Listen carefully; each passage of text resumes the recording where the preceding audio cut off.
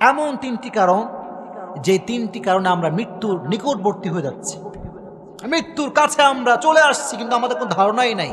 Specially young people, যুবক যুবতীরা এই তিনটা কাজ খুব বেশি করে।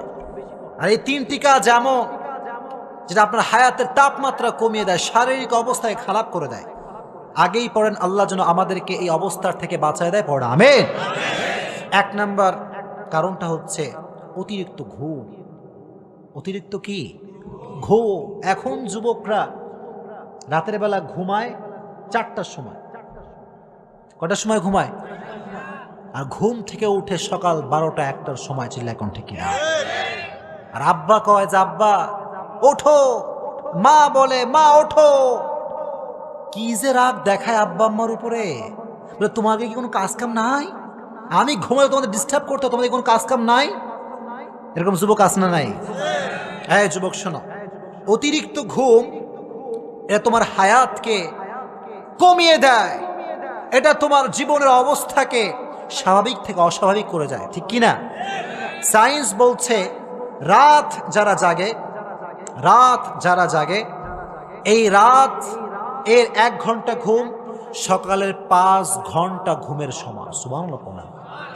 এর কারণটা হচ্ছে ওয়াজআলনাল লাইলা লিবাসা ওয়াজআলনান নাহারা মাআশা। আল্লাহ বললেন রাতকে আমি বানিয়েছি ঘুমের জন্য, আর সারা রাত যুবকরা রাতের বেলা প্রেম করে, ফেসবুকিং করে। চিল্লাই কোন ঠিক কিনা? রাতটা হচ্ছে ঘুমের জন্য। সকলে ঘুমাবেন তো ইনশাআল্লাহ। আর মনে রাখবেন, যারা রাত জাগে বেশি তাদের ভেতরে সুইসাইড করার প্রবণতা বেশি। The most beautiful country in the world, পৃথিবীর সবচাইতে সুন্দর জায়গা। অনেক যুবকের স্বপ্ন বউকে নিয়ে হানিমুনে সুইজারল্যান্ড যাবে, ঠিক কিনা? ইনশাআল্লাহ কে কইল রে? আল্লাহ যেন তৌফিক দান করে পড়ে আমিন। সুইজারল্যান্ডে আত্মহত্যার তাপমাত্রা খুব বেশি। ইভেন সুইজারল্যান্ডে একটা মেশিন বের হয়েছে, মানুষ নিজ ইচ্ছে আত্মহত্যা করবে। নাউজুবিল্লাহ পড়েন। ওখানে ঢুকবে, মেশিনের গেট বন্ধ হয়ে যাবে, সুইচ টিপ দিয়ে আপনি মইরা ভূত। আহা, এই আত্মহত্যার থেকে আল্লাহ সমস্ত মানুষকে বাঁচায় দিক, পড়ে আমিন। এজন্য ঘুম অতিরিক্ত দিবেন না, পারবেন তো ইনশাআল্লাহ? সীমিত আকারে, হয়তো 6 ঘন্টা, সবচাইতে বেশি 8 ঘন্টা। সায়েন্স বলছে যার অতিরিক্ত তাপমাত্রায় ঘুম, যে বেশি ঘুমাবে তার শারীরিক অবস্থা ঠিক থাকবে না, ঠিক কিনা? তাপমাত্রার বাইরে কখনো ঘুমানো যাবে 1 নাম্বার। 2 নাম্বার কারণটা হচ্ছে এখন আমরা খাই বেশি বেশি, ঠিক কিনা?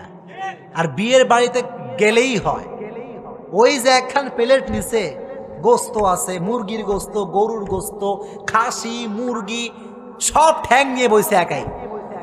হে ক্যা হুয়া, আজ মারেঙ্গে তো মারেঙ্গে লেকিন সব খা কে যায়েঙ্গে। আছে না নাই? না, বিয়ের বাসাতে গিয়ে কিন্তু অতিরিক্ত মাত্রায় খাওয়া যাবে না, ঠিক কিনা? আর কিছু কিছু মানুষ তো বিয়ের বাড়িতে দাওয়া ছাড়াই চলে যায়। এরকম মানুষ নাই? না। 2 নাম্বার, কখনো অতিরিক্ত মাত্রায় খাওয়া খাই করা যাবে 2 নাম্বার। দেখেন আল্লাহর হাবিব সাল্লাল্লাহু আলাইহি ওয়াসাল্লাম বলেছেন, যখন তোমরা খাবা 3টা ভাগে খাবা।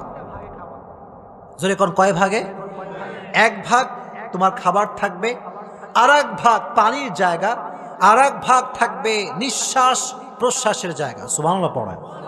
সিরাতে হালউইয়াতে এসেছে, মিশর থেকে একজন ডক্টর মিশরের গভর্নর পাঠালো সৌদি আরবে, আরব বিশ্বে পাঠিয়েছে, যাও কারা কারা অসুস্থ আছে দেখে আসো। যখন সে গিয়েছে দেখার জন্য, ডক্টরগুলো গিয়ে দেখে কেউ নাই অসুস্থ। সুবহানাল্লাহ পড়েন। বলছে ব্যাপারটা কি, এখানে কেউ অসুস্থ নাই? তারা বলছে আমরা হচ্ছি নবীর সুন্নাহের ফলোয়ার। সুবহানাল্লাহ।